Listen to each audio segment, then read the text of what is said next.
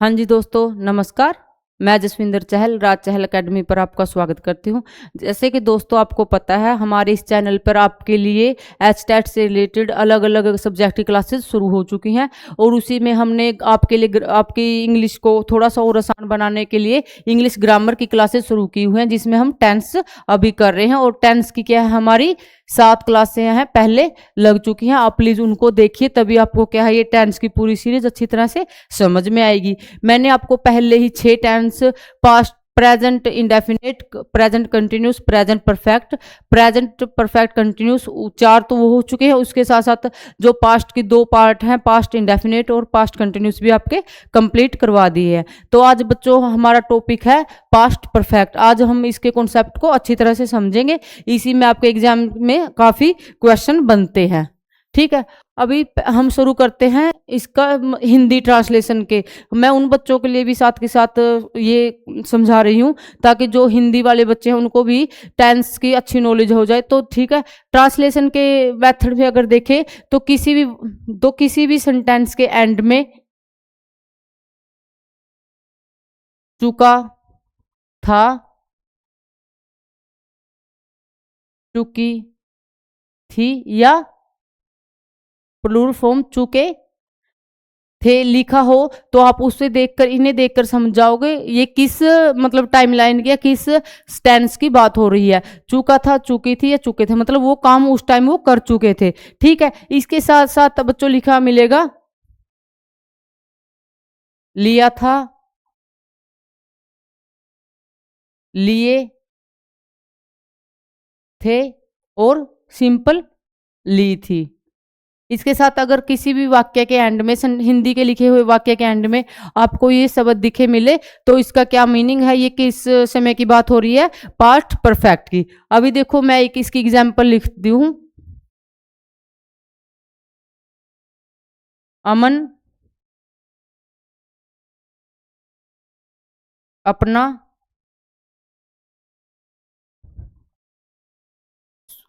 अमन अपना स्कूल अमन अपना स्कूल का काम खत्म कर चुका था। ठीक है बच्चों, देखो हम इसे ट्रांसलेशन मेथड से समझते हैं। किसी भी, देखो इस सेंटेंस के एंड में क्या लिखा है, चुका था, तो इसे हमें क्या पता लग गया, हमें किस टेंस में ये ट्रांसलेट करना है, पास्ट परफेक्ट में। ठीक है, तो इसका अब मैं इसका आपको सेंटेंस स्ट्रक्चर समझाती हूँ।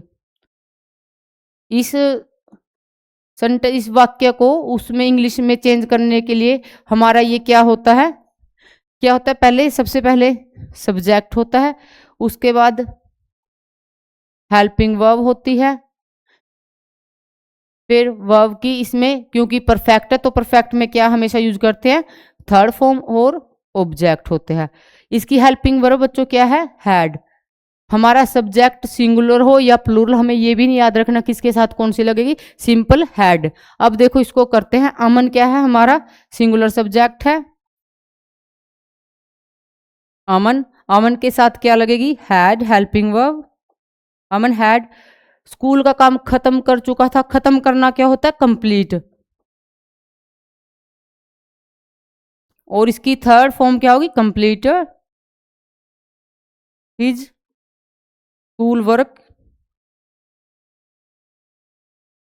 या होमवर्क।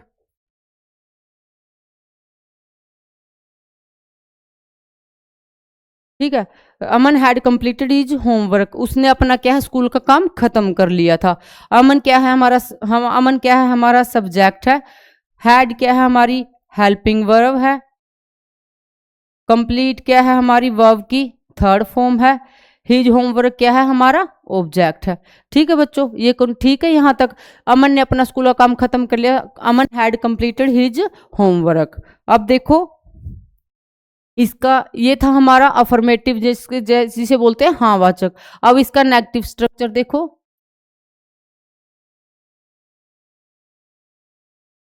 ठीक है, नेगेटिव स्ट्रक्चर में क्या होता है बच्चों, हमेशा सब्जेक्ट आता है, उसके साथ हेल्पिंग वर्ब, जिसकी हेल्पिंग वर्ब क्या है, हैड है। वर्ब की थर्ड फॉर्म, क्योंकि क्या है ये परफेक्ट है। परफेक्ट किसी भी टेंस का परफेक्ट है वो प्रेजेंट का है, पास्ट का या फ्यूचर का, हमेशा वर्ब की थर्ड फॉर्म में आएगी, क्योंकि इससे हमें क्या है काम के कंप्लीट होने की सेंस मिलती है। और ऑब्जेक्ट, ठीक है बच्चों। अब देखो उसी को सेंटेंस को हम लेते हैं, अमन ने अपना काम, इसमें नेगेटिव में साथ में क्या लगेगा, हेल्पिंग वर्ब के साथ नोट, ठीक है। अमन ने अपना काम खत्म कर लिया था। अगर मैं अब इसको ऐसे बोलूं, अमन ने अपना काम खत्म नहीं किया था, तो क्या है, अमन हैड, नेगेटिव के लिए नोट, कंप्लीटेड हिज होमवर्क, ठीक है बच्चों। नेगेटिव के लिए, किसी भी सेंटेंस को नेगेटिव बनाने के लिए क्या होता है, उसकी हेल्पिंग वर्ब के साथ हमें नोट का यूज करना होता है। अब इसका इंटेरोगेटिव,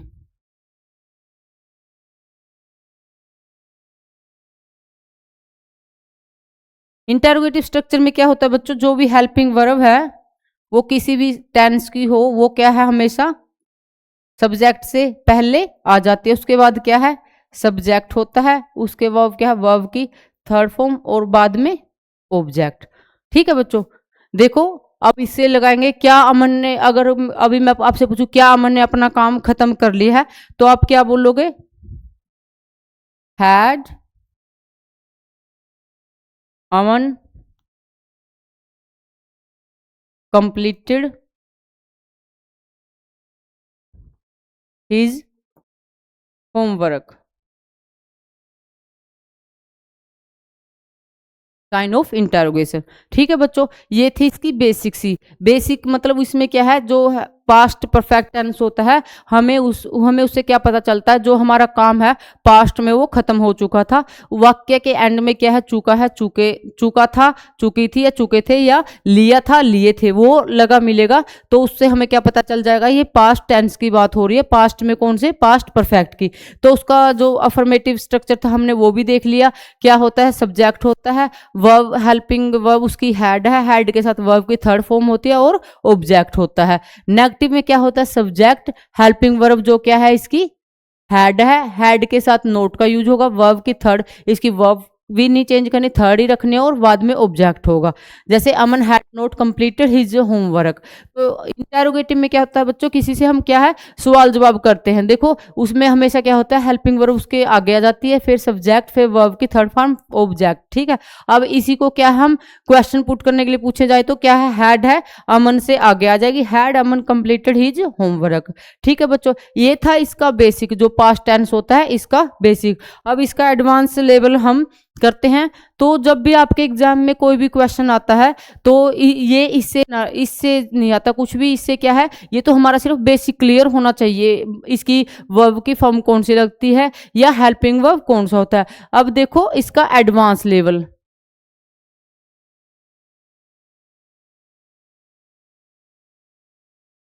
एडवांस लेवल में बच्चों आपको एक बात भी ध्यान रखनी है, जब भी आपके एग्जाम में पास्ट परफेक्ट टेंस से रिलेटेड क्वेश्चन भी, कोई भी क्वेश्चन पूछा जाएगा, तो हमेशा उसमें क्या है, दो टाइम की बात की जाती है, ठीक है। उसमें सिर्फ पास्ट मतलब पास्ट परफेक्ट टेंस की बात नहीं की जाएगी, उसमें उसके साथ साथ पास्ट कंटिन्यूस की बात भी की जाएगी, और उसमें हमेशा दो वर्ड है जो की वर्ड है, एक बिफोर और एक आफ्टर, ठीक है। ये आपको हमेशा ही उसमें यूज हुए हुए, उसमें जो आपका जो सेंटेंस दिया होगा उसमें ये दो वर्ड हमेशा यूज मिलेंगे, या तो वो बिफोर के साथ आपका सेंटेंस बनाएगा, या आफ्टर के साथ आपका सेंटेंस बनाया जाएगा। क्योंकि जो ये है पास्ट परफेक्ट टेंस है, कभी भी अकेला नहीं आता, इसमें सीक्वेंस में काम होता है, ठीक है। इसमें क्या काम होता है, सीक्वेंस में, ठीक है। पास्ट परफेक्ट में हमेशा सीक्वेंस में काम होता है। इसमें एक टेंस क्या होता है, पास्ट इंडेफिनाइट, मतलब जो पास्ट की पहली है, और बाद में क्या है, पास्ट परफेक्ट, आपके एग्जाम में जो भी क्वेश्चन आते हैं वो हमेशा सीक्वेंस लेवल के आते हैं, जब भी मतलब एडवांस लेवल के आते हैं, और वो हमेशा काम क्या है, सीक्वेंस में दिखाता है। इसमें दो टेंस का यूज होता है, पास्ट इंडेफिनिट और पास्ट परफेक्ट। या तो किसी भी सेंटेंस में पास्ट इंडेफिनिट पहले आएगा या बाद में आएगा, पर आएगा जरूर। वो इन दो चीजों पर डिपेंड करता है, आपके सेंटेंस में बिफोर का यूज है या आफ्टर का यूज है। अगर बिफोर का यूज होगा तो हमेशा क्या, देखो अभी क्या है, बिफोर के साथ हम देखते हैं।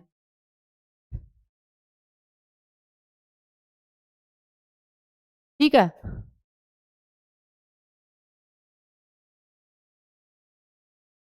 बिफोर के साथ। और उससे पहले आपको मैं समझाती हूँ, मतलब बिफोर और आफ्टर का यूज कैसे करते हैं, या इनका यूज से मतलब उसके सेंटेंस के सीक्वेंस में कैसे चेंज आता है। देखो पास्ट में क्या होता है, पास्ट में दो काम दिए होते हैं, उनमें से एक काम पहले होता है और उसके बाद दूसरा काम होता है। अब देखो ये क्या है, प्रेजेंट है, प्रेजेंट टेंस है, तो इससे पहले क्या होता है, पास्ट टेंस। ये है मतलब पास्ट इंडेफिनिट। और इससे भी पीछे जाते हैं तो क्या होगा, पास्ट परफेक्ट। ठीक है बच्चों, अब इसे थोड़ा ध्यान से समझो। जब भी हम मतलब प्रेजेंट परफेक्ट टेंस की बात करते हैं, तो मतलब प्रेजेंट परफेक्ट टेंस में क्या होता है, जो टेंस होता है वो हमें थोड़ा सा पास्ट से प्रेजेंट में जोड़ता है। जो प्रेजेंट परफेक्ट टेंस होता है वो पास्ट से शुरू होकर क्या है, प्रेजेंट में खत्म होता है, मतलब उसका लिंक अप प्रेजेंट से होता है। पर जो पास्ट के टेंस होते हैं उनका प्रेजेंट से कोई लेना देना नहीं होता। तो देखो ये क्या होता है, पास्ट का भी पास्ट होता है, इसलिए इसको क्या बोलते हैं, पास्ट ऑफ पास्ट। मतलब ये इस प्रेजेंट का पास्ट ये है और इसका पास्ट ये है। अब इसे अब हम एक एग्जांपल से समझते हैं।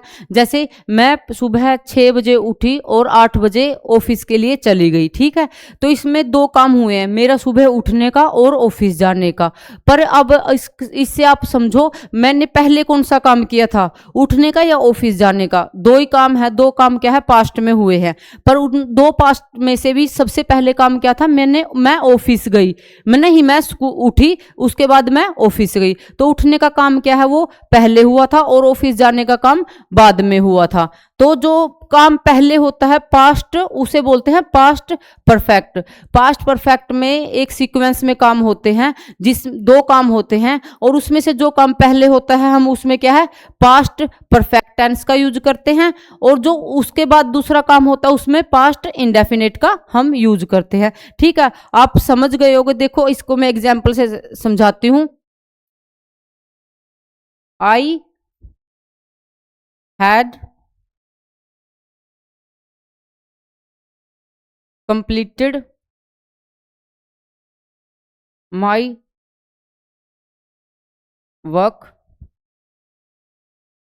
before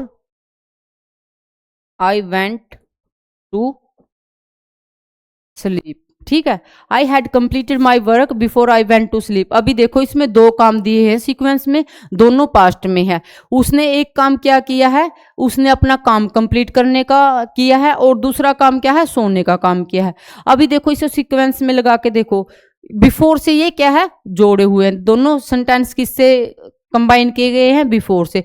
जो बिफोर से इस वाला ये वाला सेंटेंस होता है, ये हमेशा क्या होता है, हैड और वर्ब की थर्ड फॉर्म यूज होती है। और जो बिफोर से उस साइड वाला होता है वो हमेशा क्या होता है, पास्ट इंडेफिनिट, मतलब वर्ब की सेकंड फॉर्म। क्योंकि उसने अपने सोने से पहले तो एक काम था वो कंप्लीट किया है ना, तभी तो वो सोने जाएगी।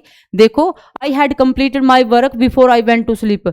मैंने अपना काम अब सोने से पहले अपना काम खत्म कर दिया। इसे सीक्वेंस में लगा के देखो, उसने अपना जो काम है कोई भी ऑफिस का या घर का, पहले उसने वो कंप्लीट किया, उसके बाद वो सोने गई। ठीक है, इससे आपको समझ में आ गया। या देखो इसकी दूसरी एग्जांपल देखो बिफोर की।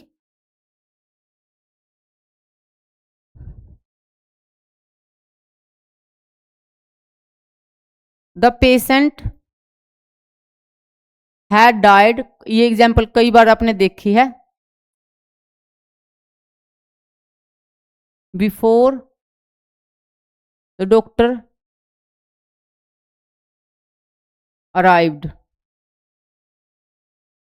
इसमें भी क्या है, दोनों काम हो रहे हैं। एक तो पेशेंट मर गया है और क्या है, डॉक्टर भी आ गया। देखो दोनों काम पास्ट में कंप्लीट हो चुके हैं, पेशेंट का मरने का भी और डॉक्टर के भी का आने का भी। पर इनमें से पहला काम, दोनों में से पहले कौन सा काम हुआ है? पहले काम हुआ है इसका पेशेंट का मरने का। डॉक्टर से पहुंचने से पहले क्या है, पेशेंट मर चुका था, इसलिए यहां क्या यूज होगा, हैड और वर्ब की थर्ड फॉर्म।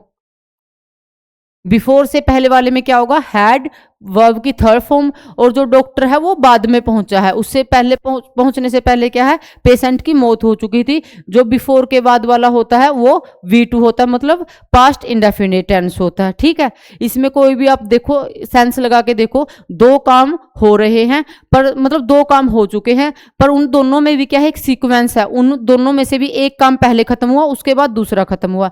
उन दोनों में से भी जो हमारा काम पहले खत्म हुआ है उसमें हम क्या यूज करते हैं, हैड प्लस वर्ब की थर्ड फॉर्म, मतलब पास्ट परफेक्ट टेंस यूज करते हैं। और उन दोनों कामों में से जो हमारा सेकंड एक्शन था वो बाद में हुआ है, मतलब डॉक्टर के पहुंचने का, उसमें हमेशा क्या होता है, V2 पास्ट इंडेफिनिट टेंस का यूज होता है। ठीक है बच्चों, अब इसकी एक है ये बिफोर की, एक इसी में आता है आफ्टर,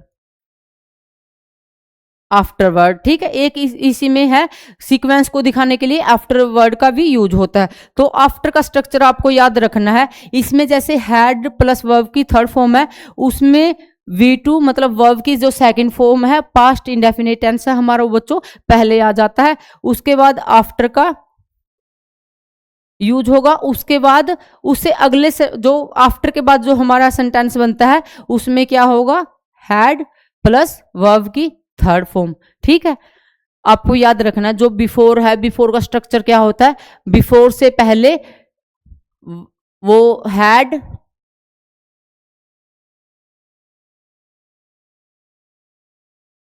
जो बिफोर वाला सेंटेंस उसमें हैड और V3 आता है। उसके बाद क्या आता है,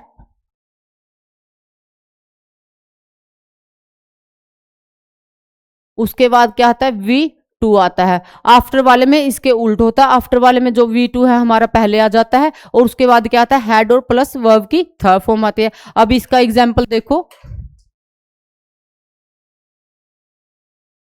I reached the examination hall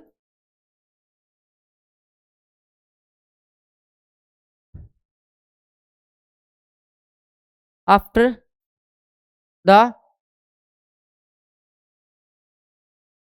exam had start. ठीक है बच्चों, अब देखो, I reached the examination hall after the exam had started. अब देखो इसमें दो है, दो एक्शन किए हुए हैं। एक क्या है, उसका लड़की का कोई लड़की है वो एग्जामिनेशन हॉल में पहुंची है, और एक था उसका एग्जाम शुरू होने का। दो एक्शन है, पर आपको सेंस लगानी है, इन दोनों एक्शन में से पहला काम कौन सा हो चुका है। जो है वो लड़की बोल रही है भाई मैं जब एग्जामिनेशन हॉल में पहुंची तो क्या है, मेरा एग्जाम शुरू हो चुका था। तो पहला काम कौन सा था, उसका एग्जाम शुरू होने का। ठीक है, तो हम उसमें जो काम पहले शुरू हुआ था उसमें क्या यूज करेंगे, हैड प्लस V3, मतलब पास्ट परफेक्ट टेंस यूज करेंगे। और जो मतलब काम उसके बाद में हुआ है, एग्जाम के शुरू होने के बाद काम क्या था, लड़की का पहुंचना था, इसलिए यहाँ क्या है, V2 यूज होगा। यहाँ आफ्टर के बाद आपको ये स्ट्रक्चर याद रखना है, जब भी आफ्टर के साथ आपके सेंटेंस दो जोड़े जाएंगे तो उसमें क्या होता है बच्चों, जो V2 है मतलब पास्ट इंडेफिनिट आफ्टर से पहले आता है, और जो आफ्टर के बाद है हमेशा क्या यूज होता है, पास्ट परफेक्ट टेंस होता है। बिफोर और आफ्टर में हमेशा यही बातें आपको याद रखनी है। ठीक है बच्चों, यही आपके एग्जाम ओरिएंटेड क्वेश्चन यहीं से बनते हैं, एग्जामिनर आपको यहीं से पजल करने की कोशिश करता है। अब देखो, एक इसमें होता है कंडीशनल। मैंने आपको ये पहले भी प्रेजेंट इंडेफिनिट टेंस में समझाया था, कंडीशनल क्लोज। ठीक है, कंडीशन क्लोज में मैंने आपको समझाया था, उसमें दो टाइमलाइन की बात होती है। एक उसमें क्या होता है, प्रेजेंट इंडेफिनिट होता है, और दूसरे वाला क्या होता है, फ्यूचर या प्रेजेंट ही आएगा। उसमें अगर उसमें क्या है, दो टेंस कभी भी फ्यूचर में नहीं होते, उसमें एक प्रेजेंट में होता है जो जिसमें कंडीशन लगी होती है, इफ वाला होता है, जैसे if he comes I will go with him. ठीक है, इसने कंडीशन रखी होती है, अगर वो आएगा तो मैं उसके साथ चला जाऊंगा, उसके आने पर ही मेरा जाना डिपेंड करता है, ये है कंडीशनल क्लोज। इसी तरह हम पास्ट परफेक्ट में भी क्या है कंडीशन का यूज करते हैं। तो देखो इसी पास्ट इंडेफिनिट में भी क्या है,